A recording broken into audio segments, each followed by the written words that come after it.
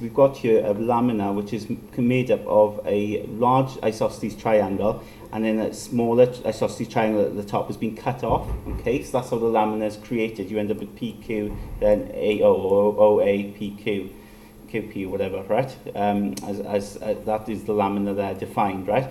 But we can think of it as a big triangle to start with, this big triangle here, and then cut off the small triangle up here. So if I work with the area of the big triangle, I've already done it, 108.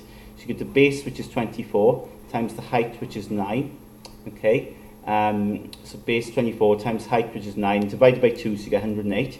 Small triangle will be this here, so the base will be that there. So let me see what that goes from. I think that goes from 8, if I'm right there. The coordinate, I think that's 8. And that obviously then will go to 16. So the base there will be 8. Okay, the height there will be 3. So 8 times 3 is 24. Halve it, you get 12. Okay, so then to get the combined lamina, now we're not going to add these, aren't we? Because if you think about it, it's the big triangle, take away the small triangle. So 108 take away 12 will be 96. Okay, so that's the area there, 96 as a result.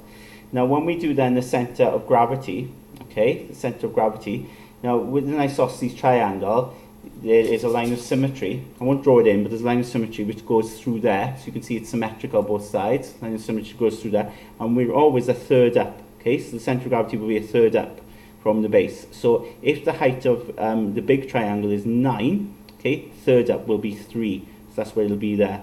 Okay, so it'll be going across 12, up 3. Okay, and then for the little triangle, if you look at the little triangle, again, the height is 3, so a third up will be there. Okay, so the height will be 7. That's what will be going up 7 there, the centre of gravity, and you're going across 12. Okay, so then X bar, then Y bar for the combined lamina. Now, when you then do the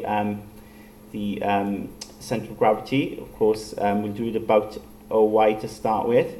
Okay, so you've got big triangle and then small triangle, but the combined lamina is 96. 96 then times X bar will equal to then 108 times 12, okay, plus then 12, no, why I'm doing plus again and I should do minus, right, because of course the small triangle has been taken away, isn't it, so minus 12 times 12 there, right, so if I do that there, okay, I'll get 96 X bar will be 108 times 12, take away 12 times 12, so that'll be 1152.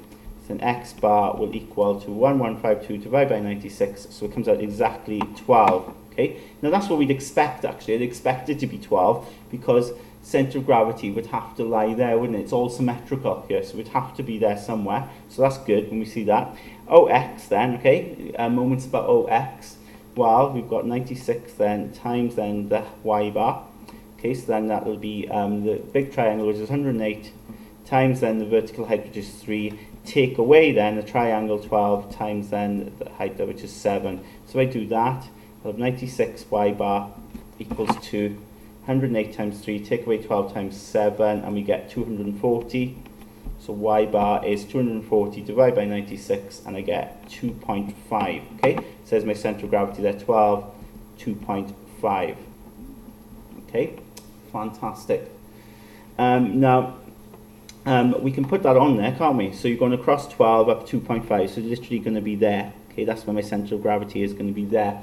So when it comes to part B then, it says the lamina is freely suspended from P and hangs in equilibrium. Okay, so if it's suspended from P, okay, I'm going to draw a line from P through G, okay, and we've got that there, right? It literally is suspended from P, okay, and it's in equilibrium. So if it's suspended from P, then that would be your vertical, okay? So then what we need to do then is work out this angle here. It says work out the angle it makes with PQ. So what I need to do is just to draw a right angle triangle there, okay, and then use a bit of so-called a bit of trig.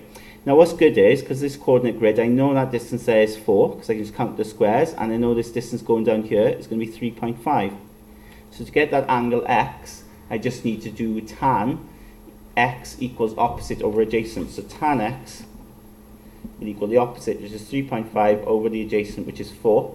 Okay, and then X will equal tan to the minus 1 of this over 4, and I can get my answer. So tan to the minus 1 of 3.5 divided by 4, and I get the answer to be 41.2 degrees. Okay, 41.2 degrees is my answer.